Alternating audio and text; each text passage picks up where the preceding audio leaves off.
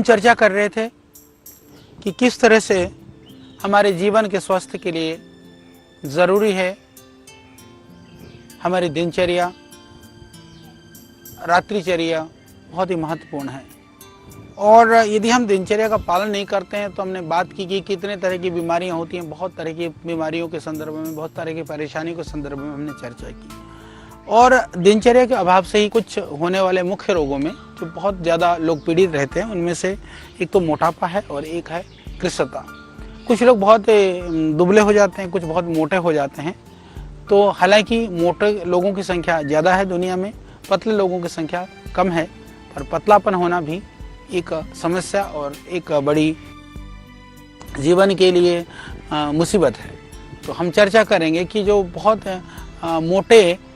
मोटे लोग कौन हैं। यदि हम बात करें कि मोटापे के जो लक्षण हैं, आयुर्वेद मोटा किन को कहता है कि जिनके नितंब बड़े बड़े हों या पेट बढ़ा हुआ हो, छाती में भी कई बार चर्बी जमा हो जाती है और चलते हैं तो आप पूरे सारे अंग हिलने लगते हैं।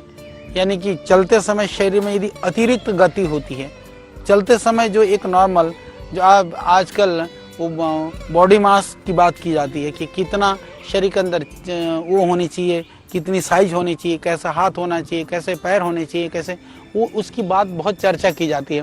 पर आयुर्वेद में तो बहुत सामान्य से उसको शरीर को मापने के लिए, देखने के लिए एक पहचान बता दिया कि जब आप चलते हैं, चलते समय आपका अंग जो एक चलते समय सहज हिलना चाहिए, उसके अतिरिक्त कोई भी अंग ज़्यादा हिलता है, यानी कि वो उसमें अतिरिक्त मेद है, इसलिए वो हिल रहा है। यानी कि जो हिलने वाले जो स्थिति है या जो गति के अतिरिक्त बराबर पैरेलल जो गति है, वो मोटापे का जो है एक बड़ा सा लक्षण है। और जो मोटे उनको पता ही है जितना हमारे शरीर में वजन होना चाहिए, जितने हाइट है, जितनी एज है। हालांकि जो मोटे हैं वो भी अपने आप को ये तो दिखाते ही हैं कि हम तो बहुत ही बॉडी को लेकर के कॉन्शियस हैं। हमारे यहाँ तो ऐसे ऐसे भी महापुरुष रहते हैं। हमने एक को कहा कि आप दिन भर क्यों खाते रहते हो, वो दिन भर खाते रहने की आदत। तो उन्होंने अपने पास रख रखा था भुने हुए चने, मुरमुरे, इस तरह के आइटम, मखाने, बतासे। हमने कहा भी ऐसा क्यों करते रहते हो? बोले आचार्य जी आपको पता है ये सारे 0 कैलोरी हैं। तो मैंने कहा भाई ये तो बता दो, ये जो 0 कैलोरी है कभी एक भी होगा जो इतना सारा खा लिया 1 किलो, तो वो 0 ही रहेगा कि 0 में से कभी एक भी होगा?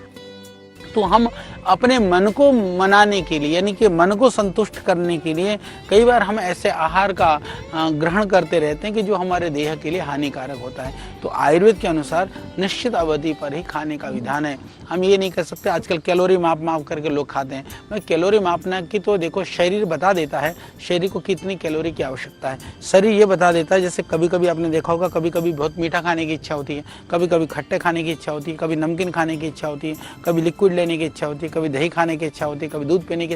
यदि आप देखेंगे कई बार लोग तो अभी इतना खाते हैं चीज़ों को, उनको पता ही नहीं रहता कि शरीर की डिमांड क्या है। पर यदि आपके पास थोड़ा सा जीवन में, साधन में यदि आप मर्यादित आहार करेंगे तो शरीर बताने लगता है कि अभी आपको इस शरीर में इसकी आवश्यकता है। जैसे आपको भूख का पता चलता है, ऐसे ही प्यास का पता चलता है, उसी तरह से अलग अलग पदार्थों का डिमांड का भी पता चलने लगता है। तो इसलिए जो लोग हैं वो शरीर की वृद्धि के हिसाब से बल, उत्साह वगैरह जो इस तरह का पालन नहीं करते हैं तो बल और उत्साह हिसाब नहीं होगा। और जिनके अंदर बहुत शिथिलता रहती है, हालांकि कुछ लोग हमने ऐसे देखे हैं मोटे तो होते हैं पर बहुत एक्टिव होते हैं। पर ध्यान रहे यदि मोटे ना होते तो और कितने एक्टिव होते हैं। तो इसीलिए आपको ध्यान रखना है कि मोटापा ना बढ़े।